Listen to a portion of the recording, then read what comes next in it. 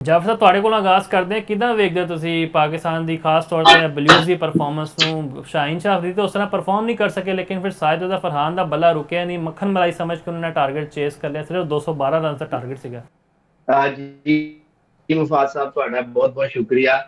ਬਿਲਕੁਲ ਇੰਜ ਹੀ ਹੈ ਕਿ ਦੇਖੋ ਜੀ ਸ਼ਾਹੀਨ ਸ਼ਾਹ ਅਫਰੀਦੀ ਨੇ ਜਿਹੜੇ ਉਹ ਸਾਡੀ ਇੱਕ ਰੋਜ਼ਾ ਟੀਮ ਦੇ ਕਪਤਾਨ ਵੀ ਨੇ, ਤਾਂ ਕਹਿੰਦੇ ਨੇ ਕਿ ਮੈਨੂੰ ਇਹ ਨਹੀਂ ਪਤਾ ਮੈਂ ਕਿੰਨੀ ਦੇਰ ਤੱਕ ਕਪਤਾਨ ਹਾਂ, ਲੇਕਿਨ ਹਜੇ ਮੈਂ ਕਪਤਾਨ ਹਾਂ। ਤੇ ਜੋ ਤੁਸੀਂ ਜੇ ਇੰਟਰਨੈਸ਼ਨਲ ਟੀਮ ਦੇ ਹਜੇ ਆਪਣੇ ਆਪ ਨੂੰ ਕਪਤਾਨ ਸਮਝਦੇ ਹੋ, ਤੇ ਤੁਹਾਡੀ ਜਿਹੜੀ ਪਰਫਾਰਮੈਂਸ ਹੈ ਉਹ ਡੋਮੈਸਟਿਕ ਦੇ ਵਿੱਚ ਵੀ ਨਜ਼ਰ ਆਣੀ ਚਾਹੀਦੀ ਹੈ। ਇੱਕ ਜਿਹੜਾ ਡੋਮੈਸਟਿਕ ਦਾ ਕੋਈ ਵੀ ਇਵੈਂਟ ਹੁੰਦਾ ਮੁਫਾਦ ਸਾਹਿਬ, ਉਹ ਸਿਰਫ ਇਸ ਲਈ ਉਹਦਾ ਇਨਕਾਰ ਕੀਤਾ ਜਾਂਦਾ ਹੈ ਕਿ ਜਿਹੜੇ ਪੁਰਾਣੇ ਸੀਨੀਅਰ ਖਿਡਾਰੀਆਂ ਨਾਲ, ਇੰਟਰਨੈਸ਼ਨਲ ਸਟਾਰਸ ਦੇ ਨਾਲ ਮਿਲ ਕੇ ਖੇਡਣ ਤੇ ਉਹਨਾਂ ਨੂੰ ਗਰੂਮ ਹੋਣ ਦਾ ਮੌਕਾ ਮਿਲੇ, ਤਾਂ ਕਿ ਫਿਊਚਰ ਦੇ ਜੀ ਵਿੱਚ ਅਸੀਂ ਉਹਨਾਂ ਨੂੰ ਕੌਮੀ ਟੀਮ 'ਚ ਸ਼ਾਮਲ ਕਰ ਸਕੀਏ ਤੇ ਮੁਲਕ ਦੀ ਨੁਮਾਇੰਦਗੀ ਕਰ ਸਕਣ। ਲੇਕਿਨ ਇੱਥੇ ਜੇ ਤੁਸੀਂ ਵੇਖੋ ਤੇ ਸ਼ਹਿਨਸ਼ਾਹ ਅਫਰੀਦੀ ਜਿਹੜੇ ਇਸ ਟਾਈਮ ਪਾਕਿਸਤਾਨ ਦੀ ਕਰੰਟ ਜਿਹੜੀ ਬੋਲਿੰਗ ਲਾਉਣ ਦੇ ਵਿੱਚ ਸਭ ਤੋਂ ਜ਼ਿਆਦਾ ਸੀਨੀਅਰ ਤਜਰਬਾਕਾਰ ਤੇ ਪ੍ਰੀਮੀਅਮ ਫਾਸਟ ਬੋਲਰ ਵੀ ਅਸੀਂ ਉਹਨਾਂ ਨੂੰ ਇੱਕ ਤੇ ਕਹਿੰਦੇ ਹੁੰਦੇ ਸਾਂ, ਲੇਕਿਨ ਇਸ ਟਾਈਮ ਉਹ ਪ੍ਰੀਮੀਅਮ ਤੇ ਦੂਰ ਦੀ ਗੱਲ, ਫਾਸਟ ਬੋਲਰ ਵੀ ਸਾਨੂੰ ਨਹੀਂ ਲੱਗ ਰਹੇ।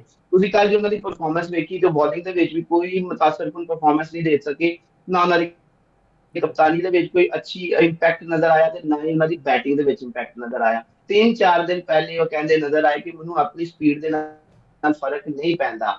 ਠੀਕ ਹੈ, ਤੁਹਾਨੂੰ ਸਪੀਡ ਨਾਲ ਫਰਕ ਨਹੀਂ ਪੈਂਦਾ ਤੇ ਫਿਰ ਤੁਸੀਂ 5 ਕਿਉਂ ਨਹੀਂ ਲਿਆ, ਇੱਥੇ 5 ਵਿਕਟਾਂ ਕਿਉਂ ਨਹੀਂ ਲਈਆਂ? ਤੁਸੀਂ ਘੱਟ ਸਪੀਡ ਨਾਲ 5 ਵਿਕਟਾਂ ਲੈ ਲਓ ਜੇ ਮੁਹੰਮਦ ਅਬਾਸ ਨੇ ਲਈਆਂ ਨੇ ਉਹਦੇ ਚ ਵੈਸਟ ਇੰਡੀਜ਼ ਦੇ ਖਿਲਾਫ ਟੈਸਟ, ਪਹਿਲੇ ਟੈਸਟ ਵਿੱਚ ਉਹਨਾਂ ਨੇ ਬੇਸ਼ੱਕ ਉਹਨਾਂ ਦੀ ਸਪੀਡ ਘੱਟ ਸੀ ਲੇਕਿਨ 5 ਵਿਕਟਾਂ ਲਈਆਂ ਸਨ, ਤੇ ਉਹਦੇ ਬਾਵਜੂਦ ਲੋਕਾਂ ਨੇ ਉਹਨਾਂ ਨੂੰ ਐਪਰੀਸ਼ੀਏਟ ਕੀਤਾ ਸੀ। ਕਿਉਂਕਿ ਠੀਕ ਜੇ ਤੁਸੀਂ ਇਹ ਗੱਲ ਕਹਿੰਦੇ ਹੋ ਕਿ ਮੈਨੂੰ ਸਪੀਡ ਨਾਲ ਫਰਕ ਨਹੀਂ ਪੈਂਦਾ, ਤੇ ਇਹ ਉਸ ਹੱਦ ਤੱਕ ਇਹ ਗੱਲ ਨੂੰ ਅਸੀਂ ਵੀ ਐਂਡੋਰਸ ਕਰਾਂਗੇ ਜੇ ਤੁਸੀਂ ਆਪਣੀ ਸਲੋ ਸਪੀਡ ਨਾਲ, ਜੀ ਥੋੜੀ ਸਪੀਡ ਨਾਲ, ਥੋੜੀ ਰਫ਼ਤਾਰ ਨਾਲ ਵੇਰੀਏਸ਼ਨਸ ਦੇ ਕੇ ਬੱਲੇਬਾਜ਼ਾਂ ਦੀ ਮੁਸ਼ਕਲਾਂ ਤਾਂ ਖੜੀਆਂ ਕਰਦੇ ਹੋ ਤੇ ਉਹਨਾਂ ਦੀਆਂ ਵਿਕਟਾਂ ਲੈਂਦੇ ਹੋ। ਕੱਲ ਤੁਸੀਂ ਵੇਖੋ ਕਿ ਜਿਹੜੀ ਪਾਕਿਸਤਾਨ ਬਲੂਜ਼ ਦੀ ਟੀਮ ਹੈ, ਉਹ ਇੱਕ ਉਹਦੇ ਵਿੱਚ ਜ਼ਿਆਦਾ ਮੁੰਡੇ ਐਸੇ ਸਨ ਜਿਹੜੇ ਕੋਈ ਬਹੁਤ ਜ਼ਿਆਦਾ ਤਜਰਬਾਕਾਰ ਨਹੀਂ ਸਨ, ਤੇ ਜੇ ਉਹਨਾਂ ਦੇ ਖਿਲਾਫ ਵੀ ਸ਼ਹੀਨ ਸ਼ਾਹ ਅਫਰੀਦੀ ਜਿਹਾ ਫਾਸਟ ਬੋਲਰ ਜਿਹਨੂੰ ਤਕਰੀਬਨ 8 ਤੋਂ 9 ਸਾਲ ਪਾਕਿਸਤਾਨ ਦੀ ਬੈਨ ਅਲ-ਅਕਵਾਮੀ ਸਤ੍ਹਾ ਤੇ ਨੁਮਾਇੰਦਗੀ ਕਰਦੇ ਹੋ ਗਏ ਨੇ, ਜੇ ਉਹੋ ਜਿਹਾ ਫਾਸਟ ਬੋਲਰ ਉਹਨਾਂ ਡੋਮੈਸਟਿਕ ਖੇਡਣ ਵਾਲੇ ਮੁੰਡਿਆਂ ਦੇ ਖਿਲਾਫ ਵੀ ਵਿਕਟ ਲੈਣ ਦੇ ਵਿੱਚ ਨਾਕਾਮ ਰਿਹਾ, ਤੇ ਫਿਰ ਤੁਸੀਂ ਹੁਣ ਵੀ ਸੋਚ ਲਓ ਕਿ ਤੁਸੀਂ ਕਿੱਥੇ ਖੜੇ ਹੋ।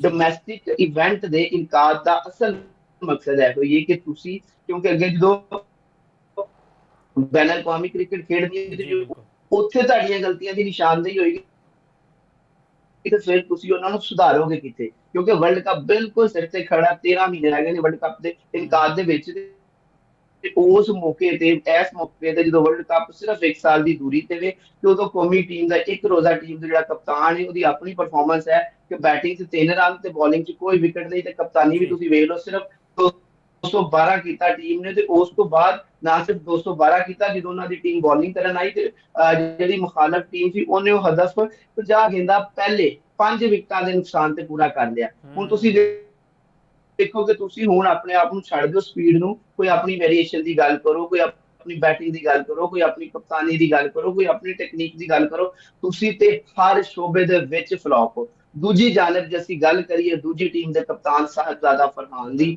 ਉਹਨਾਂ ਦੀ ਬੋਲਿੰਗ ਦੇ ਵਿੱਚ ਇੰਪੈਕਟ ਵੇਖ ਲਓ। ਫਿਰ ਉਸ ਤੋਂ ਬਾਅਦ ਜਦੋਂ ਆਪ ਖੇਡਣ ਆਏ ਨੇ, ਉਹਨਾਂ ਲੀਡ ਕੀਤਾ ਫਰੰਟ ਦੋ ਤੋਂ, ਤੇ 102 ਰਨ ਦੀ ਬਿਹਤਰੀਨ ਸੈਂਚਰੀ ਜਿਹੜੀ ਉਹਨਾਂ ਬਣਾਈ ਹੈ। ਬੇਸ਼ੱਕ ਉਹਨਾਂ ਦਾ ਸਟ੍ਰਾਈਕ ਰੇਟ 100 ਤੋਂ ਜ਼ਿਆਦਾ ਨਹੀਂ ਸੀ, ਲੇਕਿਨ ਉਸ ਮੌਕਾ ਤੇ 212 ਨੂੰ ਚੇਸ ਕਰਦੇ ਆਇਆ ਬਹੁਤ ਅੱਛੇ ਸਟ੍ਰਾਈਕ ਰੇਟ ਨਾਲ, ਬਹੁਤ ਅੱਛੇ ਤਰੀਕੇ ਨਾਲ ਸਟ੍ਰਾਈਕ ਵੀ ਰੋਟੇਟ ਕੀਤੀ ਹੈ, ਜਿਹੜੀ ਲੂਜ਼ ਬਾਲ ਮਿਲੀ ਉਹਨੂੰ ਸ਼ਾਟ ਵੀ ਖੇਡਿਆ, ਅੰਨ੍ਹੇਵਾਹ ਬੈਟਿੰਗ ਨਹੀਂ ਕੀਤੀ। ਤੇ ਇਸ ਬੈਟਿੰਗ ਤੋਂ ਬਾਅਦ ਮਨੂ ਸਾਹਿਬਜ਼ਾਦਾ ਫਰਹਾਨ ਦੇ ਵਿੱਚ T20 ਚ ਆਪਣਾ ਲੋਹਾ ਮਨਵਾ ਹੀ ਚੁੱਕੇ ਨੇ। ਇੱਕ ਰੋਜ਼ਾ ਕ੍ਰਿਕਟ ਦੇ ਵਿੱਚ ਵੀ ਮੈਨੂੰ ਲੱਗ ਰਿਹਾ ਕਿ ਸਾਹਿਬਜ਼ਾਦਾ ਫਰਹਾਨ ਨੇ ਜਿਹੜੀ ਉਹ ਪਾਕਿਸਤਾਨ ਦੀ ਲੰਬੇ ਅਰਸੇ ਲਈ ਜਿਹੜਾ ਸਾਨੂੰ ਇੱਕ ਬਿਲਕੁਲ ਅਰਸੇ ਤੋਂ ਜਾਫਰ ਸਾਹਿਬ ਅਸੀਂ ਬੜੇ ਓਪਨਿੰਗ ਬਿਹਤਰ ਦੀ ਅੰਦਾਜ਼ ਨਾਲ ਪੋਜੀਸ਼ਨ ਦੇ ਪਰਫਾਰਮ ਉੱਤੇ ਕੀਤਾ ਹੈ। ਕਿਸੇ ਮੈਂ ਤੁਹਾਡੇ ਵੱਲ ਦੁਬਾਰਾ ਆਉਂਗਾ। ਮੀਆਂ ਅਸਗਰ ਸਲੇਮੀ ਸਾਹਿਬ, ਤੁਸੀਂ ਕੀ ਕਮੈਂਟ ਕਰੋਗੇ ਸ਼ਾਹੀਨ ਸ਼ਾਹ ਅਫਰੀਦੀ ਦੇ ਪਰਫਾਰਮੈਂਸ ਉੱਤੇ? ਪਹਿਲਾਂ ਤਾਂ ਪ੍ਰੈਸ ਕਾਨਫਰੰਸ ਵਿੱਚ ਉਹਨਾਂ ਕੋਲ ਸਵਾਲ ਹੋਏ ਕਿ ਤੁਹਾਡੀ ਸਪੀਡ ਘਟਦੀ ਜਾ ਰਹੀ ਹੈ, ਉਹਨਾਂ ਨੇ ਕਿਹਾ ਜੀ 2-3 ਦਿਨ ਲੱਗਣਗੇ ਇਹ ਜਵਾਬ ਦੇਣ ਦੇ ਉੱਤੇ। ਮੇਰੇ ਲਈ ਮੈਚ ਜਿੱਤਣਾ ਸਭ ਤੋਂ ਵੱਡੀ ਗੱਲ ਹੈ, ਲੇਕਿਨ ਸਾਰੀ ਪਰਫਾਰਮੈਂਸ ਤੁਹਾਡੇ ਸਾਹਮਣੇ ਹੈ, ਕੋਈ ਵਿਕਟ ਵੀ ਲੈ ਨਹੀਂ ਸਕੇ, ਤੇ ਜੋ ਐਟੀਟਿਊਡ ਦਾ ਇੱਕ ਮਸਲਾ ਹੈ ਉਹ ਵੀ ਨਜ਼ਰ ਆ ਰਿਹਾ ਹੈ। ਓਡੀਆਈ ਟੀਮ ਦੇ ਕਪਤਾਨ ਨੇ ਪਾਕਿਸਤਾਨ ਦੇ, ਜਦੋਂ ਅਸੀਂ ਕਪਤਾਨਾਂ ਦੀ ਗੱਲ ਕਰਦੇ ਹਾਂ, ਦੂਜੇ ਪਾਸੇ ਸਲਮਾਨ ਅਲੀ ਆਗਾ ਉਹ ਸਾਡੇ T20 ਦੇ ਕਪਤਾਨ ਹੈ, ਤੇ ਸਾਡੇ ਕਪਤਾਨ ਹੀ ਪਰਫਾਰਮ ਨਹੀਂ ਕਰਨਗੇ ਤੇ ਕਿੰਨਾ ਕੰਸਰਨਿੰਗ ਹੈ ਤੁਹਾਡੇ ਵਾਸਤੇ? ਹਾਂਜੀ ਬਿਲਕੁਲ, ਅਗਰ ਇਹ ਦੇਖਿਆ ਜਾਏ ਇਹ ਬਹੁਤ ਹੀ ਵੱਡਾ ਸਵਾਲ ਹੈਗਾ ਜਿਹੜਾ ਪਾਕਿਸਤਾਨ ਕ੍ਰਿਕਟ ਬੋਰਡ ਨੂੰ ਸੋਚਣਾ ਚਾਹੀਦਾ। ਪਾਕਿਸਤਾਨ ਕ੍ਰਿਕਟ ਬੋਰਡ ਦਾ ਇੱਕ ਬਾਕਾਇਦਾ ਥਿੰਕ ਟੈਂਕ ਹੈਗਾ ਜਿਹੜਾ ਬਾਕਾਇਦਾ ਇਹ ਦੇਖਦਾ ਹੈਗਾ। ਤੁਸੀਂ ਦੇਖੋ ਕਿ ਬਾਬਰ ਆਜ਼ਮ ਦੇ ਇਲਾਵਾ ਉਹੀ ਤੁਹਾਡੀ ਗੱਲ ਆ ਜਾਂਦੀ ਹੈ, ਸੁਲਮਾਨ ਅਲੀ ਆਗਾ ਵੀ ਬਿਲਕੁਲ ਨਾਕਾਮ ਲਗੇ ਆ ਰਹੇ ਨੇ, ਇੰਜ ਲੱਗ ਰਿਹਾ ਹੈ ਕਿ ਉਹ ਟੀਮ ਦਾ ਹਿੱਸਾ ਹੀ ਨਹੀਂ ਹੈਗੇ। ਦੌਰੇ ਵੈਸਟ ਇੰਡੀਜ਼ ਦੇ ਵਿੱਚ ਦੇਖ ਲਓ। ਔਰ ਤੁਸੀਂ Shaheen Afridi basically bed patch ਦਾ ਜਿਹੜਾ ਹੈ ਸ਼ਿਕਾਰ ਹੈ, ਹੋ ਨਹੀਂ ਹੈਗੇ ਜੀ। ਤੁਸੀਂ ਬਿਗ ਬੈਸ਼ ਤੋਂ ਅਗਰ ਇਹਨਾਂ ਦਾ ਸਫ਼ਰ ਸ਼ੁਰੂ ਕਰੋ ਨਾ, ਉੱਥੇ ਵੀ ਇਹਨਾਂ ਦੀ ਆਪਣਾ ਬਦਤਰੀਨ ਜਿਹੜਾ ਕੈਸਰੀ ਔਰ ਮਾਯੂਸ ਕੁਨ ਜਿਹੜੀ ਕਾਰਕਰਦਗੀ ਸਾਨੂੰ ਦੇਖਣ ਨੂੰ ਮਿਲੀ ਸੀ। ਉਹਦੇ ਬਾਅਦ श्रीलंका प्रीमियर लीग गए ने, ਉੱਥੋਂ ਵੀ ਤੁਹਾਨੂੰ ਪਤਾ 2 ਮੈਚਾਂ ਦੇ ਬਾਅਦ ਉਹਨਾਂ ਨੇ ਕਿਹਾ ਜੀ ਗੁੱਡ ਬਾਏ, ਔਰ ਉਧਰੋਂ ਵੀ ਵਾਪਸ ਆ ਗਏ ਨੇ। ਔਰ ਉਹਦੇ ਬਾਅਦ ਹੁਣ ਕਪਤਾਨੀ, ਔਰ ਸਭ ਤੋਂ ਵੱਡੀ ਮੈਂ ਸਮਝਣਾ ਵਾ, ਮੈਂ ਹਮੇਸ਼ਾ ਮੁਫਾਸਬ ਕਿਹਾ ਹੈਗਾ ਤੁਹਾਡੇ ਪ੍ਰੋਗਰਾਮ ਖੇਡਾਂ ਦੀ ਵਸਾਤਤ ਦੇ ਨਾਲ, ਕਿ ਜਿਹੜਾ ਕਪਤਾਨ ਹੁੰਦਾ ਨਾ ਬੇਸਿਕਲੀ ਉਹ ਜਿਹੜੇ ਨਵੇਂ ਮੁੰਡੇ ਹੁੰਦੇ ਨੇ ਉਹਨਾਂ ਦੇ ਵਾਸਤੇ ਰੋਲ ਮਾਡਲ ਹੁੰਦਾ ਹੈ ਜੀ। ਕਪਤਾਨ ਦੀ ਪਰਫਾਰਮੈਂਸ ਅੱਛੀ ਹੋਏਗੀ, ਜਿਹੜੇ ਯੰਗ ਪਲੇਅਰ ਨੇ ਉਹ ਵੀ ਅੱਛੀ ਪਰਫਾਰਮੈਂਸ ਦਿਖਾਉਣ ਦੀ ਕੋਸ਼ਿਸ਼ ਕਰਨਗੇ। ਲੇਕਿਨ ਉਹ ਦੇਖੋ, ਜਿਸ ਤਰ੍ਹਾਂ ਤੁਸੀਂ ਵੀ ਜ਼ਿਕਰ ਕੀਤਾ, ਜਾਫਰ ਸਾਹਿਬ ਨੇ ਵੀ ਜ਼ਿਕਰ ਕੀਤਾ, ਨਾ ਤੁਹਾਡੇ ਕੋਲ ਬੈਟਿੰਗ ਹੋ ਰਹੀ ਹੈ, ਨਾ ਤੁਹਾਡੇ ਕੋਲ ਬੋਲਿੰਗ ਹੋ ਰਹੀ ਹੈ। ਤੇ ਮੇਰਾ ਖਿਆਲ ਹੈ ਕਿ ਪਤਾ ਨਹੀਂ ਸ਼ਾਹੀਨ ਅਫਰੀਦੀ ਆਪਣਾ ਜਾ ਕਿੱਧਰ ਰਹੇ ਨੇ। ਸ਼ਾਹੀਨ ਦਾ ਮਤਲਬ ਹੈਗਾ ਹੈ ਕਿ ਬਿਲਕੁਲ ਉਹ ਇਕਬਾਲ ਦਾ ਸਭ ਤੋਂ ਜਿਹੜਾ ਹੈਗਾ ਸੀ ਨਾ ਪਰਿੰਦਾ, ਸ਼ਾਹੀਨ ਸੀ, ਜਿਹਨੂੰ ਬਹੁਤ ਜ਼ਿਆਦਾ ਉਹ ਪਸੰਦ ਕਰਦੇ ਸੀ। ਇਸ ਲਈ ਕਰਦੇ ਸੀ ਕਿ ਜਿਹੜੀ ਸ਼ਾਹੀਨ ਦੀ ਜਿਹੜੀ ਬੁਲੰਦੀ ਹੁੰਦੀ ਹੈ ਨਾ, ਬਹੁਤ ਉੱਚੀ ਹੁੰਦੀ ਹੈ, ਠੀਕ ਹੈ, ਉੱਤੇ ਔਰ ਬਹੁਤ ਉੱਚੀ ਪਰਵਾਜ਼ ਹੁੰਦੀ ਹੈ। ਉੱਚੀ ਪਰਵਾਜ਼ ਦੇ ਬਾਅਦ ਉਹ ਥੱਲੇ ਤੱਕ ਉਹਦੀ ਨਜ਼ਰ ਬੜੀ ਤੇਜ਼ ਹੁੰਦੀ ਹੈ। ਲੇਕਿਨ ਇਹ ਪਤਾ ਨਹੀਂ ਸਾਡੇ ਕ੍ਰਿਕਟ ਦੇ ਸ਼ਾਹੀਨ ਅਫਰੀਦੀ ਨੂੰ ਕੀ ਹੋ ਗਿਆ ਕਿ ਇਹਨਾਂ ਕੋਲ ਬੋਲਿੰਗ ਵੀ ਨਹੀਂ ਹੋ ਰਹੀ। ਔਰ ਉਹਦੇ ਬਾਅਦ ਜਿਹੜੀ ਤੁਸੀਂ ਜਾਫਰ ਸਾਹਿਬ ਨੇ ਜਿਹੜਾ ਜ਼ਿਕਰ ਕੀਤਾ, ਇਹਨਾਂ ਦੀ ਜਿਹੜੀ ਸਪੀਡ ਹੈ ਨਾ ਬਹੁਤ ਹੀ ਥੱਲੇ ਆ ਗਈ ਹੈਗੀ ਹੈ। ਔਰ ਉਹ ਕਹਿ ਰਹੇ ਨੇ ਕਿ ਕੋਈ ਗੱਲ ਨਹੀਂ, ਜਿਹੜੇ ਅਗਰ ਥੱਲੇ ਵੀ ਬਈ ਤੁਹਾਡੀ ਪਹਿਚਾਣ ਅਫਰੀਦੀ ਸਾਹਿਬ ਬਤੌਰ ਜਿਹੜਾ ਗਾ ਨਾ ਫਾਸਟ ਬੋਲਰ ਹੈਗੇ ਆ, ਜਦੋਂ ਤੁਸੀਂ ਬਿਲਕੁਲ ਟੀਮ ਦੇ ਵਿੱਚ ਆਏ ਸੀ, ਤੁਹਾਡੀ ਬੋਲਿੰਗ ਵੇਖ ਕੇ ਤੇ ਉਹ ਜਿਹੜੇ ਦੂਸਰੇ ਮੁਖਾਲਫ ਟੀਮਾਂ ਦੇ ਬੈਟਸਮੈਨ ਸੀ ਉਹਨਾਂ ਦੀ ਲੱਤਾਂ ਕੰਬਦੀ ਹੈਗੀਆਂ ਸੀ। ਹੁਣ ਤਾਂ ਬਈ ਲੱਤਾਂ ਕੀ ਕੰਬਦੀਆਂ, ਮੀਡੀਅਮ ਪੇਸਰ ਲਿਖਣਾ ਸ਼ੁਰੂ ਕਰਤਾ ਹੈ ਸਰ ਜੀ। ਉਹਨਾਂ ਮੀਡੀਅਮ ਪੇਸਰ, ਬੇਸਿਕਲੀ ਮੀਡੀਅਮ ਪੇਸਰ। ਸਭ ਤੋਂ ਵੱਡੀ ਸਾਡੇ ਪ੍ਰੋਬਲਮ ਜਿਹੜੇ ਵੱਡੇ ਖਿਡਾਰੀ ਹੈਗੇ ਨੇ ਉਹਨਾਂ ਦੀ ਪਤਾ ਕੀ ਹੈਗੀ ਹੈ, ਉਹ ਉਸ ਜ਼ੋਨ ਤੋਂ ਹੀ ਬਾਹਰ ਨਹੀਂ ਆਉਂਦੇ ਹੈਗੇ, ਕਿਉਂਕਿ ਅਸੀਂ ਗ੍ਰੇਟ ਪਲੇਅਰ ਹੈਗੇ ਹਾਂ, ਅਸੀਂ ਵੱਡੇ ਪਲੇਅਰ ਹੈਗੇ ਹਾਂ, ਅਸੀਂ ਸਟਾਰ ਪਲੇਅਰ ਹੈਗੇ ਹਾਂ। ਨਹੀਂ ਜੀ, ਹਮੇਸ਼ਾ ਪਲੇਅਰ ਦੀ ਪਰਫਾਰਮੈਂਸ ਵੱਡੀ ਹੁੰਦੀ ਹੈ, ਪਲੇਅਰ ਵੱਡਾ ਨਹੀਂ ਜੇ ਹੁੰਦਾ ਜੀ। ਅੱਛਾ, ਹੁੰਦਾ ਪ੍ਰੋਬਲਮ ਕੀ ਹੈ ਕਿ ਜਦੋਂ ਸਾਡੇ ਮੁੰਡੇ ਆਉਂਦੇ ਨੇ, ਇਹਨਾਂ ਦੇ ਵਿੱਚ ਬੜਾ ਪੋਟੈਂਸ਼ੀਅਲ ਹੁੰਦਾ ਹੈ, ਲੇਕਿਨ ਜਿਹੜੀ ਦੂਸਰੀ ਇੰਟਰਨੈਸ਼ਨਲ ਟੀਮਾਂ ਦੀ ਹੁੰਦੀਆਂ ਨੇ ਨਾ, ਉਹ ਉਹਨਾਂ ਦੀਆਂ ਖੂਬੀਆਂ ਨੂੰ, ਉਹਨਾਂ ਦੀ ਤਕਨੀਕਸ ਨੂੰ ਫੜ ਲੈਂਦੀਆਂ ਹੈਗੀਆਂ ਨੇ। ਇਹ ਨਵੀਂ ਚੀਜ਼ ਸਿੱਖਣ ਦੀ ਕੋਸ਼ਿਸ਼ ਨਹੀਂ ਕਰਦੇ। ਸ਼ਾਹੀਨ ਅਫਰੀਦੀ ਵੀ ਇਸੇ ਫੇਸ ਤੋਂ ਗੁਜ਼ਰ ਰਹੇ ਨੇ। ਇਹ ਕੋਈ ਨਈ ਵੇਰੀਏਸ਼ਨ ਆਪਣੀ ਬੋਲਿੰਗ ਦੇ ਵਿੱਚ ਨਹੀਂ ਲੈ ਕੇ ਆ ਰਹੇ। ਠੀਕ ਹੋ ਗਿਆ, ਚਲੋ ਮੰਨ ਲਿਆ ਜੀ ਕਾਫੀ ਹੋ ਗਏ ਨੇ, ਔਰ ਫਿਟਨੈਸ ਮਸਾਇਲ ਦਾ ਸ਼ਿਕਾਰ ਵੀ, ਔਰ ਇਹਨਾਂ ਕੋਲ ਬਹੁਤ ਤੇਜ਼ ਬਾਲ ਵੀ ਨਹੀਂ ਹੋ ਰਹੀ। ਉਹ ਬਈ ਅਗਰ ਤੁਹਾਡੇ ਕੋਲ ਤੇਜ਼ ਨਹੀਂ ਹੋ ਰਹੀ ਬਾਲ ਦੇ ਵਿੱਚ ਕੋਈ ਐਸੀ ਵੈਰਾਈਟੀ ਲੈ ਆਵੋ ਕਿ ਠੀਕ ਹੈ, ਕਮ ਅਜ਼ ਕਮ ਜਿਹੜਾ ਹੈਗਾ ਨਾ, ਜਿਹੜੇ ਦੂਸਰੀ ਟੀਮਾਂ ਦੇ ਆਪਣਾ ਬੈਟਸਮੈਨ ਹੈਗੇ ਨੇ ਉਹਨਾਂ ਨੂੰ ਚਕਮਾ ਦੇਵੋ। ਹੁਣ ਇੰਟਰਨੈਸ਼ਨਲ ਜਿਹੜੇ ਪਲੇਅਰ ਨੇ ਉਹਨਾਂ ਨੂੰ ਤਾਂ ਤੁਸੀਂ ਬੜੀ ਦੂਰ ਦੀ ਗੱਲ ਹੈਗੀ ਹੈ। ਹੁਣ ਤਾਂ ਤੁਹਾਡੇ ਕੋਲ ਜਿਹੜੇ ਡੋਮੈਸਟਿਕ ਪਲੇਅਰ ਨੇ ਉਹ ਨਹੀਂ ਸੰਭਾਲੇ ਜਾ ਰਹੇਗੇ। ਤਾਂ ਮੇਰਾ ਖਿਆਲ ਹੈ ਕਿ ਕੁਐਸਚਨ ਮਾਰ ਕੇ ਗਏ ਕਿ ਉਹੀ ਜਾਫਰ ਸਾਹਿਬ ਨੇ ਜਿਸ ਤਰ੍ਹਾਂ ਜ਼ਿਕਰ ਕੀਤਾ ਹੈ ਕਿ 1 ਸਾਲ ਤਕਰੀਬਨ ਰਹਿ ਗਿਆ ਵਰਲਡ ਕੱਪ ਦੇ ਵਿੱਚ, ਔਰ ਤੁਹਾਡੇ ਜਿਹੜੇ ਵਨਡੇ ਟੀਮ ਦੇ ਕਪਤਾਨ ਹੈਗੇ ਨੇ ਉਹਨਾਂ ਦੀ ਪਰਫਾਰਮੈਂਸ ਇਹ ਹੈਗੀ ਹੈ, ਨਾ ਉਹਨਾਂ ਕੋਲ ਬੈਟਿੰਗ ਹੋ ਰਹੀ ਹੈ ਨਾ ਬੋਲਿੰਗ ਹੋ ਰਹੀ ਹੈ ਜੀ। ਤੇ ਲਿਹਾਜ਼ਾ ਬਹੁਤ ਵੱਡਾ ਕੁਐਸਚਨ ਮਾਰ ਕੇ ਹਾਲੀ ਵੀ ਮੈਂ ਤੁਹਾਨੂੰ ਦੱਸ ਦਿਆਂ ਕਿ ਸ਼ਾਹੀਨ ਅਫਰੀਦੀ ਦੇ ਜ਼ਿਹਨ ਦੇ ਵਿੱਚ ਇੱਕ ਸਵਾਲ ਬਾਰ-ਬਾਰ ਉੱਠਦਾ ਹੈ ਕਿ ਮੈਂ ਆਇਆ ਕਿ ਟੀਮ ਦਾ ਕਪਤਾਨ ਰਹਿਣਾ ਹੈ ਜਾਂ ਨਹੀਂ ਰਹਿਣਾ ਹੈ। ਬਿਲਕੁਲ, ਉਹਨਾਂ ਨੇ ਤੇ ਆਪ ਕਹਿਤਾ ਮੀਆਂ ਸਾਹਿਬ ਕਿ ਹਜੇ ਤੱਕ ਤਾਂ ਮੈਂ ਕਪਤਾਨ ਹਾਂ, ਅੱਗੇ ਮੈਨੂੰ ਕੋਈ ਨਹੀਂ ਪਤਾ। ਤੇ ਜਾਫਰ ਸਾਹਿਬ, ਅਸੀਂ ਹਮੇਸ਼ਾ ਕਹਿੰਦੇ ਹਾਂ ਕਿ ਸਾਡੇ ਕੋਲ ਪੇਸਰਸ ਦਾ ਬੜਾ ਮਸਲਾ ਹੈ। ਮੈਂ ਕੱਲ ਵੇਖਦਾ ਪਿਆ ਸੀਗਾ, ਮੁਹੰਮਦ ਹਸਨੈਨ 145 ਤੋਂ ਘੱਟ ਬੋਲਿੰਗ ਨਹੀਂ ਕਰਦੇ ਪਏ ਸੀਗੇ। ਨਸੀਮ ਸ਼ਾਹ ਦਾ ਜ਼ਿਕਰ ਕਰੀਏ ਅਸੀਂ, ਅਲੀ ਰਜ਼ਾ, ਆਕਿਫ ਜਾਵੇਦ। ਦੂਜੇ ਪਾਸੇ ਜੇ ਅਸੀਂ ਬੈਟਰਸ ਨੂੰ ਵੇਖੀਏ, ਫਰਹਾਨ ਯੂਸਫ ਬੜਾ ਜ਼ਬਰਦਸਤ ਪਰਫਾਰਮ ਕਰਦੇ ਪਏ ਨੇ, ਕਾਮਰਾਨ ਗੁਲਾਮ ਦੇ ਵੀ 63 ਰਨ ਆ ਗਏ ਨੇ। ਤੇ ਇਹ ਵਾਕਈ ਵਰਲਡ ਕੱਪ ਦੀ ਕੜੀ ਹੈ ਕਿ ਅਸੀਂ ਇਹ ਪਲੇਅਰਾਂ ਨੂੰ ਐਡ ਕਰਾਂਗੇ ਵਰਲਡ ਕੱਪ ਵਿੱਚ, ਜਾਂ ਵੈਸੇ ਹੀ ਆਵਾਮ ਨੂੰ ਚੁਰਨ ਵੇਚਣ ਵਾਸਤੇ ਹੈ ਕਿਵੇਂ ਦਾ ਇਵੈਂਟ ਹੋ ਰਿਹਾ? ਕਿਉਂਕਿ ਆਕਿਬ ਜਾਵੇਦ ਸਾਹਿਬ ਨੇ ਵੀ ਇੱਕ ਵਾਰੀ ਕਹਿਤਾ ਸੀਗਾ ਕਿ ਸਾਡੇ ਪਲਾਨ B, C ਜਾਂ D ਵਿੱਚ ਹਜੇ ਤੱਕ ਕਾਮਰਾਨ ਗੁਲਾਮ ਦੀ ਜਗ੍ਹਾ ਨਹੀਂ ਬਣਦੀ ਪਈ। ਜੀ ਮੁਫਾਕ ਸਾਹਿਬ, ਬਿਲਕੁਲ ਤੁਹਾਡੀ ਗੱਲ ਠੀਕ ਹੈ ਕਿ ਜਿਹੜੇ ਮੁੰਡੇ ਨੇ ਉਹ ਵਾਕਈ ਆਪਣੀਆਂ ਸਲਾਹਤਾਂ ਨੇ ਜਿਹੜੇ ਉਹ ਵਿਖਾ ਰਹੇ ਨੇ। ਤੇ ਜੈਂਟ ਨੂੰ ਵਰਲਡ ਕੱਪ 2027 ਦੀ ਤਿਆਰੀ ਦੇ ਸਿਲਸਿਲੇ 'ਚ, ਸਿਲੈਕਸ਼ਨ ਦੇ ਸਿਲਸਿਲੇ 'ਚ ਕੜੀ ਸਮਝੀਏ, ਉਹਨੂੰ ਸਮਝ ਲਈਏ, ਉਹਨੂੰ ਮੰਨ ਲਈਏ, ਤੇ ਉਹਨੂੰ ਵਾਕਈ ਕੜੀ ਬਣਾ ਕੇ ਉੱਤੇ ਅਮਲ ਵੀ ਕਰੀਏ, ਤੇ ਇੱਕ ਅੱਛਾ ਪੂਲ ਵਰਲਡ ਕੱਪ ਲਈ ਤੁਸੀਂ 30 ਬੰਦਿਆਂ ਦਾ ਹੁਣੇ ਕਰ ਸਕਦੇ ਹੋ। ਤੇ ਉਸ ਤੋਂ ਬਾਅਦ ਫਿਰ ਆਹਿਸਤਾ ਮਜ਼ੀਦ ਉਹਨਾਂ ਦੀ ਛਾਂਟੀ ਹੁੰਦੇ ਉਹ 15-16 ਰੁਕਣੀ ਇੱਕ ਆਈਡੀਅਲ ਪਰਫੈਕਟ ਵਿਨਿੰਗ ਕੰਬੀਨੇਸ਼ਨ ਅਸੀਂ ਬਣਾ ਸਕਦੇ ਹਾਂ। ਜੇ ਬਿਲਕੁਲ ਕਾਮਰਾਨ ਗੁਲਾਮ ਦੀ ਜਿੰਨੀ ਤਾਰੀਫ ਕੀਤੀ ਜਾਏ ਘੱਟ ਹੈ। ਸ਼ਾਮਿਲ ਹੁਸੈਨ ਨੇ ਬੜੀ ਅੱਛੀ ਪਰਫਾਰਮੈਂਸ ਦਿੱਤੀ, ਹੈਦਰ ਅਲੀ ਦੇ ਵੀ ਅੱਛੇ ਸਕੋਰ ਆਏ। ਇਹਨਾਂ ਤਿੰਨਾਂ ਤੋਂ ਇਲਾਵਾ ਇਹਨਾਂ ਦੀ ਟੀਮ 'ਚ ਕੋਈ ਬੱਲੇਬਾਜ਼ ਨਹੀਂ ਚੱਲ ਸਕਿਆ। ਤੇ ਦੂਜੀ ਟੀਮ ਦੀ ਗੱਲ ਕਰੀਏ ਤੇ ਸਾਹਿਬਜ਼ਾਦਾ ਫਰਹਾਨ ਤੇ ਬਿਲਕੁਲ T20 ਤੋਂ ਬਾਅਦ ਵਨਡੇ 'ਚ ਵੀ ਬਹੁਤ ਅੱਛੀ ਪਰਫਾਰਮੈਂਸ ਦੇ ਰਹੇ ਨੇ। ਉਹਨਾਂ ਦੇ ਨਾਲ ਉਹਨਾਂ ਦੀ ਜੇ ਬੋਲਿੰਗ ਦੀ ਅਸੀਂ ਗੱਲ ਕਰੀਏ ਤੇ ਉਹਨਾਂ ਦੇ ਜਿਹੜੇ ਸਾਡੇ ਸੁਫਿਆਨ ਮੁਕੀਮ ਨੇ, ਉਹਨਾਂ ਇੱਕ ਵਾਰੀ ਫੇਰ ਆਪਣੀ ਕਲਾਸ ਦਿਖਾਈ ਤੇ ਉਹਨਾਂ ਦੱਸਿਆ ਕਿ ਮੈਂ ਸਿਰਫ T20 ਦਾ ਨਹੀਂ, ਮੈਂ ਵਨਡੇ ਦਾ ਵੀ ਇੱਕ ਅੱਛਾ ਬੋਲਰ ਹਾਂ। ਇਹ ਸੋਚਣ ਵਾਲੀ ਗੱਲ ਹੈ ਕਿ ਸਾਡੇ ਜਿਹੜੇ ਸਿਲੈਕਟਰਸ ਨੇ ਉਹ ਕੀ ਵਾਕਈ ਇਹਨੂੰ ਇਸ ਪਰਫਾਰਮੈਂਸ ਨੂੰ ਵੇਖਣਗੇ। ਸ਼ਾਇਦ ਸਿਰਫ ਇੱਕ ਇਵੈਂਟ ਹੈ, ਕਿਉਂਕਿ ਸਾਡੇ ਜਿਹੜੇ ਚੀਫ ਸਿਲੈਕਟਰ ਆਕਿਬ ਜੋ ਸਾਹਿਬ ਨੇ ਉਹ ਤੇ ਇਸ ਟਾਈਮ ਪਾਕਿਸਤਾਨ ਦੇ ਵਿੱਚ ਮੌਜੂਦ ਹੀ ਨਹੀਂ ਹੈ ਜਿਸ ਟਾਈਮ ਇਵੈਂਟ ਹੋ ਰਿਹਾ। ਸੋਸ਼ਲ ਮੀਡੀਆ ਤੋਂ ਵੀ ਪਤਾ ਚੱਲਿਆ, ਤੁਸੀਂ ਵੀ ਕੱਲ ਇਤਲਾਹ ਦਿੱਤੀ ਕਿ ਆਪਣੇ ਕਿਸੇ ਕੋਈ ਆਪਣੇ ਨਿੱਜੀ ਕਿਸੇ ਕੰਮ ਦੇ ਸਿਲਸਿਲੇ 'ਚ ਉਹ ਮੁਲਕ ਤੋਂ ਬਾਹਰ ਨੇ। ਤੇ ਹੁਣ ਦੇਖਣਾ ਪਏਗਾ ਕਿ ਜਿਹੜੇ ਆ ਮੁੰਡੇ ਇੱਥੇ ਪਰਫਾਰਮੈਂਸ ਦੇ ਰਹੇ ਨੇ, ਸਿਰਫ ਇਹਨਾਂ ਦੇ ਰਿਕਾਰਡ ਬੁੱਕ ਦੇ ਵਿੱਚ ਇਹਨਾਂ ਦੇ ਜਿਹੜੇ ਉਹਨਾਂ ਦੀ ਉਹ ਕੀ ਨਾ ਇਹਨਾਂ ਦਾ ਆਪਣੇ ਰਿਕਾਰਡ ਦੇ ਇਸਲਾਮੀ ਰਿਕਾਰਡ ਨੇ ਉਹਨਾਂ ਦੇ ਜਿਹੜੀਆਂ ਜਾਂ ਵਾਕਈ ਉਹਨਾਂ ਲਈ ਇੱਕ ਪਾਸਪੋਰਟ ਸਾਬਤ ਹੋਈ ਨੁਮਾਇੰਦਗੀ ਕਰਨ ਲਈ 2027 ਵਰਲਡ ਕੱਪ। ਪਤਾ ਇੱਥੋਂ ਹੀ ਚੱਲ ਜਾਏਗਾ ਕਿ ਕਿਹੜਾ ਖਿਡਾਰੀ ਪਰਫਾਰਮ ਕਰਦਾ ਪਿਆ ਡੋਮੈਸਟਿਕ ਵਿੱਚ ਤੇ ਉਹਨੂੰ ਪਲੇਇੰਗ 11 ਵਿੱਚ ਸ਼ਾਮਿਲ ਕਰਨਗੇ ਜਾਂ ਨਹੀਂ।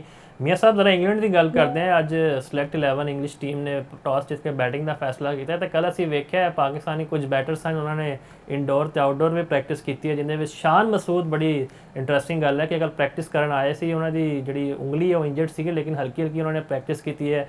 ਅਜ਼ਾਨ ਅਵੈਸ ਦੀ ਅਸੀਂ ਗੱਲ ਕਰੀਏ, ਅਵੈਸ ਜ਼ਫਰ ਹੋਣ ਜਾਂ ਫਿਰ ਦੀਗਰ ਖਿਲਾੜੀ ਹੋਣ ਰਿਜ਼ਵਾਨ, लेकिन सलमान अली आगा कल नज़र नहीं आया। की वजह तुम समझते हो? मतलब बिल्कुल ही मायूस हो गए ने या कोई सिलेक्टर या मैनेजमेंट का भी एतमाद हो नहीं रहा उन्होंने होते। हालांकि उन्होंने परफॉर्मेंस उत्ते सवालिया निशान है, उन्होंने तो सब तो वध के अगे आना चाहिए प्रैक्टिस करने।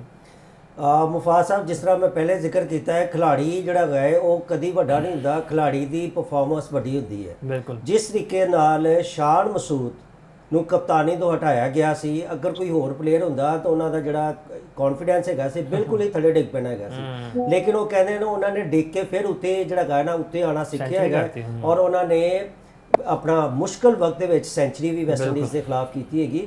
ਔਰ ਹਾਲੇ ਤੱਕ ਚੂੰਕਿ ਸ਼ਾਨ ਮਸੂਦ ਜਿਹੜਾ ਗਾਣਾ ਡਿਸਕਸ ਹੋ ਰਹੇ ਨੇ, ਇਸ ਲਈ ਡਿਸਕਸ ਹੋ ਰਹੇ ਨੇ ਕਿ ਉਹਨਾਂ ਦੀ ਪਰਫਾਰਮੈਂਸ ਹੈਗੀ ਹੈ। ਬਾਬਰ ਆਜ਼ਮ ਬਿਲਕੁਲ ਇਸ ਤਰ੍ਹਾਂ ਇਸ ਲਈ ਡਿਸਕਸ ਹੋ ਰਹੇ ਨੇ ਕਿ ਉਹਨਾਂ ਦੀ ਪਰਫਾਰਮੈਂਸ ਜਿਹੜੀ ਹੈਗੀ ਹੈ ਨਾ ਉਹ ਬੜੀ ਜ਼ਬਰਦਸਤ ਜਾ ਰਹੀ ਹੈਗੀ ਹੈ। ਠੀਕ ਹੈ, ਲਿਹਾਜ਼ਾ ਮੈਂ ਸਮਝਦਾ ਵਾਂ ਕਿ ਜਿਹੜੇ ਗਏ ਨੇ ਸਲਮਾਨ ਅਲੀ ਆਗਾ ਬਿਲਕੁਲ T20 ਦੇ ਕਪਤਾਨ ਹੈਗੇ ਨੇ ਔਰ ਮੇਰਾ ਖਿਆਲ ਹੈ ਕਿ ਇਹਨਾਂ ਨੂੰ ਬਿਲਕੁਲ ਅੱਗੇ ਆਉਣਾ ਚਾਹੀਦਾ ਸੀ।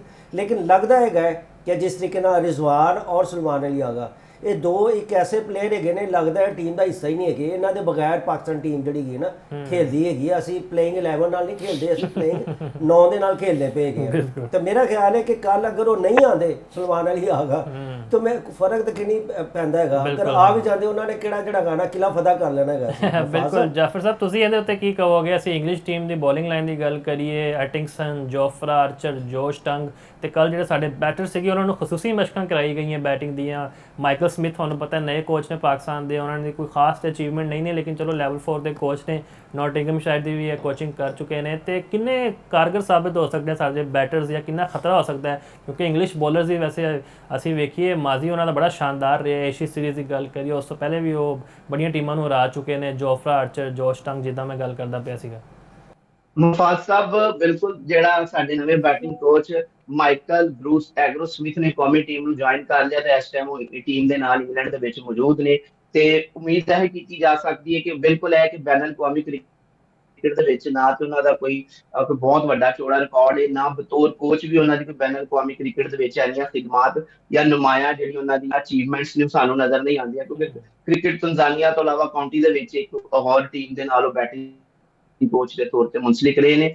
ਆਪਣੇ ਕੈਰੀਅਰ 'ਚ ਵੀ ਉਹਨਾਂ ਸਿਰਫ ਲਿਸਟ ਸਟੇਜ ਤੇ ਫਸਟ ਕਲਾਸ ਕ੍ਰਿਕਟ ਖੇਡੀ ਹੈ ਤੇ ਫਸਟ ਕਲਾਸ ਕ੍ਰਿਕਟ ਦੇ ਵਿੱਚ ਵੀ ਉਹਨਾਂ ਕੋਲ ਬਹੁਤ ਜ਼ਿਆਦਾ ਲੰਮਾ ਚੌੜੇ ਨਾ ਤੇ ਰਨ ਬਣਾਏ ਨੇ ਤੇ ਨਾ ਹੀ ਕੋਈ ਲੰਮਾ ਚੌੜਾ ਉਹਨਾਂ ਦਾ ਦੁਰਾਨੀਆਂ ਸੀ। ਲੇਕਿਨ ਉਸ ਤੋਂ ਬਾਵਜੂਦ ਉਹ ਲੈਵਲ 4 ਦੇ ਕੁਆਲੀਫਿਕੇਸ਼ਨ ਦੇ ਹਾਮਿਲ ਨੇ। ਤਾਂ ਉਮੀਦ ਕੀਤੀ ਜਾ ਸਕਦੀ ਕਿ ਕਿਉਂਕਿ ਮਾਡਰਨ ਡੇ ਕ੍ਰਿਕਟ ਦੇ ਵਿੱਚ ਤੁਹਾਡੇ ਜਿਹੜਾ ਇੱਕ ਅੱਛਾ ਖਿਲਾੜੀ ਜ਼ਰੂਰੀ ਨਹੀਂ ਕੋਈ ਅੱਛਾ ਕੋਚ ਸਾਬਤ ਹੋਏ, ਤੇ ਇਹ ਵੀ ਜ਼ਰੂਰੀ ਨਹੀਂ ਕਿ ਜਿਹੜਾ ਅੱਛਾ ਕੋਚ ਉਹ ਬਾਅਦ ਵਿੱਚ ਅੱਛਾ ਖਿਲਾੜੀ ਵੀ ਰਿਹਾ ਹੋਏ। ਤੇ ਟੈਕਨੀਕ ਦੇ ਉੱਤੇ ਉਹਨਾਂ ਦਾ ਅਬੂਰ ਹਾਸਲ ਹੈ। ਉਹਨਾਂ ਨੂੰ ਤੇ ਉਮੀਦ ਕੀਤੀ ਜਾ ਸਕਦੀ ਹੈ ਕਿ ਜਿਹੜਾ ਮੁੰਡੇ ਨੇ ਅੱਛੀ ਪਰਫਾਰਮੈਂਸ ਦੇਣਗੇ ਬੈਟਿੰਗ ਦੇ ਹਵਾਲੇ ਨਾਲ। ਕਿਉਂਕਿ ਇੰਗਲੈਂਡ ਦਾ ਜਿਹੜਾ ਇੰਗਲੈਂਡ ਦੇ ਬੋਲਿੰਗ ਅਟੈਕ ਦੀ ਗੱਲ ਕਰੀਏ ਤੇ ਇੰਗਲੈਂਡ ਦੇ ਬੋਲਿੰਗ ਅਟੈਕ ਦੇ ਸਾਹਮਣੇ ਤੇ ਦੁਨੀਆ ਦੀ ਕੋਈ ਵੀ ਜਿਹੜੀ ਬੈਟਿੰਗ ਲਾਈਨ ਨਾਲ ਲੜਖੜਾ ਸਕਦੀ ਹੈ, ਕਿਉਂਕਿ ਬਹੁਤ ਜ਼ਬਰਦਸਤ ਹੈ। ਜੋਫਰਾ ਟੰਗ ਦੀ ਗੱਲ ਕਰੀਏ, ਬ੍ਰੈਂਡਨ ਕਾਰਸ ਦੀ ਗੱਲ ਕਰੀਏ ਤੇ ਫਿਰ ਉਹਨਾਂ ਦੇ ਮੀਡੀਅਮ ਪੇਸਰ ਦੇ ਟਿੰਗਸਨ ਦੀ ਗੱਲ ਕਰੀਏ ਤੇ ਮੈਂ ਤੁਹਾਨੂੰ ਪਹਿਲੇ ਵੀ ਕਿਹਾ, ਮੈਂ ਦੁਬਾਰਾ ਵੀ ਕਹਿ ਰਿਹਾ, ਉਹ ਵੀ ਵੇਖਣਾ ਪੇਸਰ ਬਣ ਕੇ ਨਿਕਲਣਗੇ ਇਸ ਸੀਰੀਜ਼ ਤੋਂ ਬਾਅਦ, ਕਿਉਂਕਿ ਉਹਨਾਂ ਦੀ ਆਪਣੀਆਂ ਪਿੱਚਾਂ ਉਹਨਾਂ ਨੂੰ ਸਪੋਰਟ ਕਰੇਗੀ। ਦੂਜੀ ਤਰਫ ਜੇ ਪਾਕਿਸਤਾਨੀ ਬੱਲੇਬਾਜ਼ਾਂ ਦੀ ਗੱਲ ਕਰੀਏ ਤੇ ਮੈਂ ਇੱਥੇ ਤੁਸੀਂ ਜਿਵੇਂ ਦੱਸਿਆ ਕਿ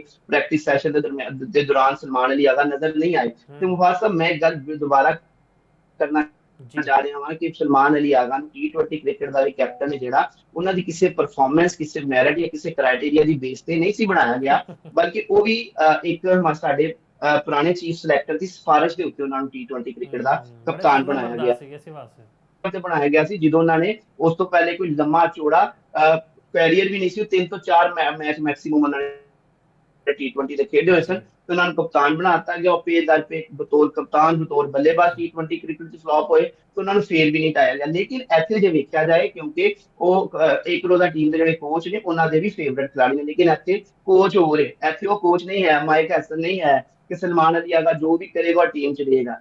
ਇੱਥੇ ਟੈਸਟ ਟੀਮ ਦੇ ਵਿੱਚ ਕਿਉਂਕਿ ਕਪਤਾਨ ਵੀ ਨਾ ਆ ਚੁੱਕੇ ਹੈ, ਤੇ ਨਵੇਂ ਕਪਤਾਨ ਦੇ ਨਾਲ ਬਾਬਰ ਆਜ਼ਮ ਇੱਕ ਅੱਛਾ ਕਪਤਾਨ ਹੈ ਜਿਹੜਾ ਆਪਣੇ ਫੈਸਲੇ ਖੁਦ ਕਰਦਾ ਹੈ। ਮਾਜ਼ੀ ਦੇ ਵਿੱਚ ਵੀ ਐਸੇ ਚੀਜ਼ ਦੀ ਵਜ੍ਹਾ ਤੋਂ ਜਾਣਿਆ ਜਾਂਦਾ ਸੀ ਕਿ ਬਾਬਰ ਆਜ਼ਮ ਆਪਣੇ ਫੈਸਲਿਆਂ ਦੇ ਵਿੱਚ ਕਿਸੇ ਦੀ ਮੁਦਾਖਲਤ ਬਰਦਾਸ਼ਤ ਨਹੀਂ ਸੀ ਕਰਦਾ। ਤੇ ਮੈਨੂੰ ਹੁਣ ਲੱਗਦਾ ਕਿ ਜਿਹੜੀ ਫਾਈਨਲ 11 ਪਹਿਲੇ ਟੈਸਟ ਦੀ ਬਣੇਗੀ ਉਹਦੇ ਸਲਮਾਨ ਅਲੀ ਆਗਾ, ਮੇਰਾ ਆਪਣੀ ਜ਼ਾਤੀ ਰਾਏ ਵੇ ਕਿ ਸ਼ਾਇਦ ਉਹਦਾ ਹਿੱਸਾ ਨਾ ਹੋਣ, ਕਿਉਂਕਿ ਇਹ ਫਾਈਨਲ 11 ਬਾਬਰ ਆਪ ਸਿਲੈਕਟ ਕਰਨਗੇ, ਕੋਈ ਹੋਰ ਸਿਲੈਕਟ ਨਹੀਂ ਕਰੇਗਾ। ਤੇ ਦੂਜੇ ਪਾਸੇ ਜੇ T20 ਤੇ ਇੱਕ ਰੋਜ਼ਾ ਕ੍ਰਿਕਟ ਦੀ ਗੱਲ ਕਰੀਏ, ਤੇ ਜਿਹੜੀ ਸ਼ਹਿਨਸ਼ਾਹ ਅਫਰੀਦੀ ਦੀ ਜਿਹੜੀ ਹਾਲੀਆ ਕਾਰਕਰਦਗੀ ਜੇ ਉਹ ਰਾਹ ਹਮਵਾਰ ਕਰ ਰਹੀ ਹੈ ਕਿ ਬਾਬਰ ਆਜ਼ਮ ਜਦੋਂ ਇੰਗਲੈਂਡ ਦੇ ਖਿਲਾਫ ਜੋ ਨਾ ਸੀਰੀਜ਼ ਡਰਾ ਵੀ ਕਰ ਲਈ, ਜਿਤਨਾ ਦੂਰ ਦੀ ਗੱਲ ਜੀ, ਇੰਗਲੈਂਡ ਦੇ ਨਾਲ ਬਾਬਰ ਆਜ਼ਮ ਟੈਸਟ ਸੀਰੀਜ਼ ਡਰਾ ਕਰਨ 'ਚ ਵੀ ਕਾਮਯਾਬ ਹੋ ਗਏ, ਤਾਂ ਵਨਡੇ ਟੀਮ ਦੇ ਤੇ T20 ਟੀਮ ਦੇ ਕਪਤਾਨ ਵੀ ਬਣਾ ਦਿੱਤੇ ਜਾਣਗੇ।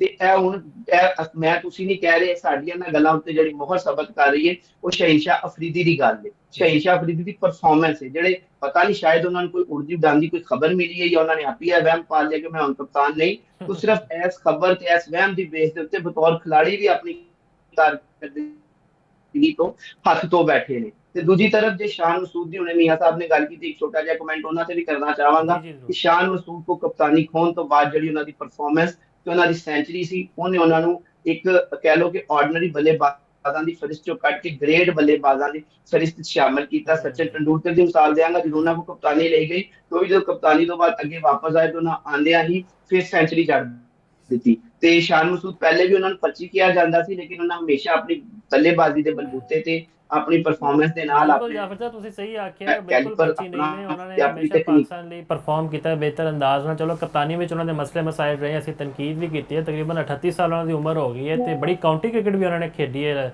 UK ਵਿੱਚ, ਤੇ ਅੱਛੀ ਗੱਲ ਹੈ ਜੀ ਕਿ ਉਹ ਰਿਕਵਰ ਹੋ ਰਹੇ ਨੇ, ਸਾਨੂੰ ਜ਼ਰੂਰਤ ਵੀ ਹੈ ਉਹਨਾਂ ਦੀ। ਲੇਕਿਨ ਹੁਣ ਇਹ ਵੀ ਕਿਹਾ ਜਾ ਰਿਹਾ ਸੀ ਕਿ ਖੁਦਾ ਨਾ ਖਾਸਤਾ ਉਹ ਇੰਜਰਡ ਰਹੇ ਨੇ ਤੇ ਉਹਨਾਂ ਦੇ ਬੈਕਅਪ ਤੇ ਹੋ ਸਕਦਾ ਹੈ ਕਾਮਰਾਨ ਗੁਲਾਮ ਆ ਜਾਣ, ਲੇਕਿਨ ਲੱਗਦਾ ਹੈ ਦੁਲੇ ਦੀ ਸਿਰਫ ਇੱਕ ਖੁਆਇਸ਼ ਹੁੰਦੀ ਨਾ, ਉਹੀ ਸਾਡੀ ਖੁਆਇਸ਼ ਰਹਿ ਜਾਏਗੀ। ਬਹਿਰਹਾਲ ਜੀ ਗੁੱਡ ਲੱਕ ਕਹਿੰਦੇ ਪਾਕਿਸਤਾਨ ਟੀਮ ਨੂੰ ਵੀ। ਅੱਜ ਪ੍ਰੈਕਟਿਸ ਮੈਚ ਜਾਰੀ ਹੈ ਸਿਲੈਕਟ 11 ਦਾ।